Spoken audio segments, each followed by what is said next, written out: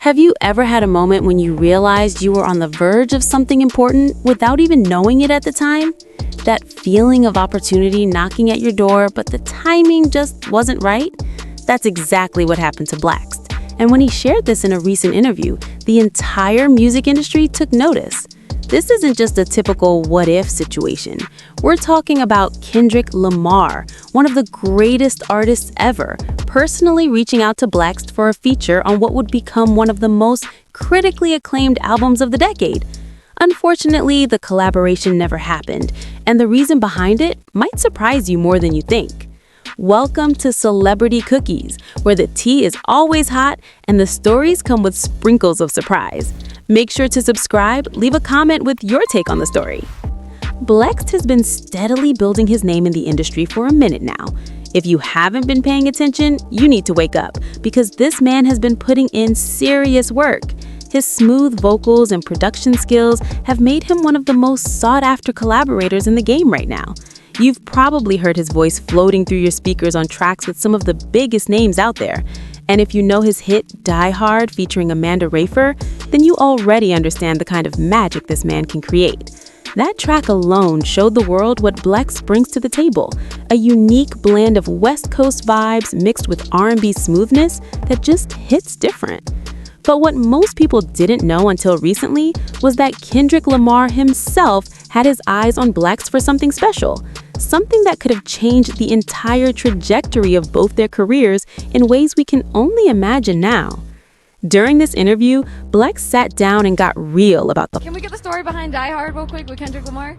Die Hard, that came about through Kendrick had reached out through his manager at the, I don't know if they still work, but shout out Anthony Soleil. He had reached out and said Kendrick wanted me on his album. So I thought it was a prank. I didn't even know who Anthony was at the time. The same man who won a Pulitzer Prize for his music, the same artist who crafts albums like they're fine art, wanted Blxst to be part of his creative vision. That's not something that happens to just anybody. When Kendrick calls, you answer, because that man doesn't waste time on artists he doesn't believe in. He's selective, intentional, and every decision he makes is calculated to perfection. So for him to specifically want Blxst involved speaks volumes about the respect and recognition Blxst had already earned in the industry, even if the mainstream audience wasn't fully hip to it yet. But here's where the story takes a turn that nobody saw coming. Despite Kendrick wanting him on the project, despite the opportunity being right there in front of him, Blxst had to make one of the hardest decisions an artist can make. The timing just wasn't right. And before you start thinking he was being difficult or playing hard to get, you need to understand the position he was in. Blxst was deep in his own creative process at the time, working on his own projects, building his own sound, and establishing his own identity as an artist.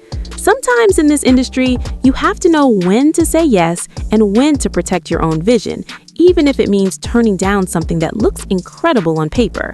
It's a delicate balance between seizing opportunities and staying true to your own artistic journey, and Blxst found himself caught right in the middle of that struggle.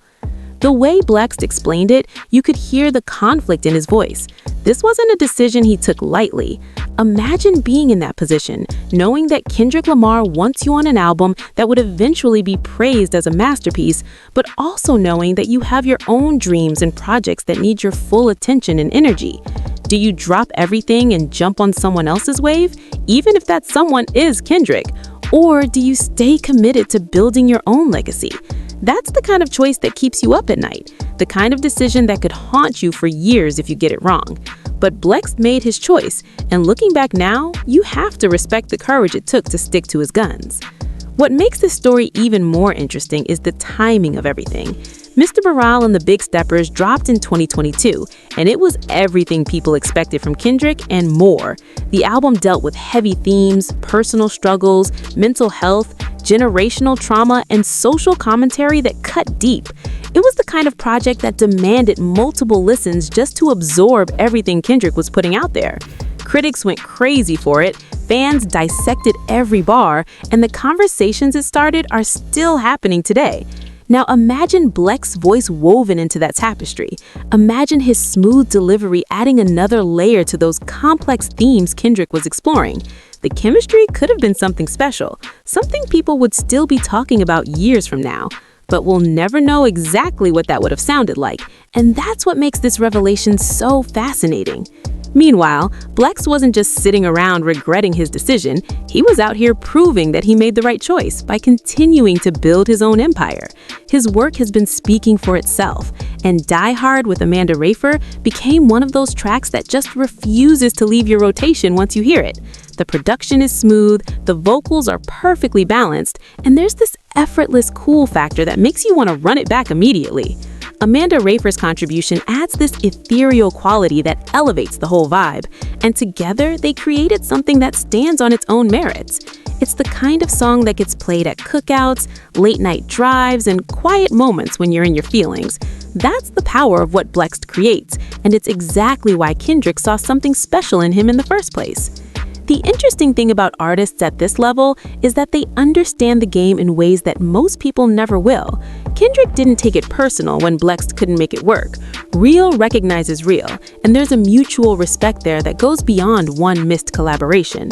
In fact, the way Blxst talked about the whole situation showed nothing but love and admiration for Kendrick. There was no bitterness, no regret dripping from his words, just an honest acknowledgement that sometimes life and timing don't line up the way you want them to. He understood what he was passing on, but he also understood what he needed to do for himself and his career. That's the mark of an artist who thinks long-term, who isn't just chasing the next big look, but is actually building something sustainable. Looking at where both artists are now, you can see that everything worked out the way it was supposed to. Kendrick delivered an album that will be studied and celebrated for generations, an album that added another classic to his already legendary catalog. And Blxst continued his rise, securing his place as one of the most exciting voices coming out of the West Coast scene. His features are becoming more prominent, his solo work is connecting with audiences on a deeper level, and the industry is watching closely to see what he does next. The fact that he was on Kendrick's radar at all opened doors and changed perceptions about what he's capable of. Sometimes just being considered for something that big can shift how people see you. What this whole story really shows is the complicated reality of making it in the music industry. It's not just about talent, though Blxst clearly has that in abundance. It's not just about getting opportunities, though he's proven he can create those for himself. It's about making impossible choices, trusting your instincts, and sometimes having the strength to say no even when everything in you wants to say yes. It's about understanding that your journey is your own, and that comparing yourself to what could have been will only drive you crazy. Blxst could have spent the last few years wondering what his life would be like if he had been on Mr. Morale and the Big Steppers, but instead he focused on making the most of his own path, and that mindset is what separates the ones who make it from the ones who don't. The streets are always watching, always waiting to see who's going to step up next and who's going to fall off. In Blxst's case, the streets are watching someone who made a bold decision and is now proving it was the right one. His music continues to resonate, his collaborations keep getting bigger, and his name keeps coming up in conversations about who's next to blow up on a major level. The Kendrick story is just one chapter in what's becoming a much larger narrative, and if anything, it adds to the mystique and respect surrounding Blxst's come-up. He's not someone who got put on by jumping on someone else's project. He's someone who built his own lane, earned his own stripes, and did it with enough integrity to turn down one of the biggest opportunities imaginable because the timing wasn't right. At the end of the day, this is a story about respect, timing, and the courage to follow your own vision, even when easier paths present themselves. Blxst and Kendrick will probably work together at some point down the line, when the stars align properly. And when that happens, it's going to be something special, because both artists will be exactly where they need to be. For now, we have Die Hard, and everything else Blxst has been creating. And honestly, that's more than enough to keep us satisfied while we wait to see what comes next from this talented artist who had the guts to say no to Kendrick Lamar. I'd love to hear your thoughts on this situation, so please share your opinions in the comments. Also, don't forget to like, subscribe, and turn on notifications to stay updated on this story.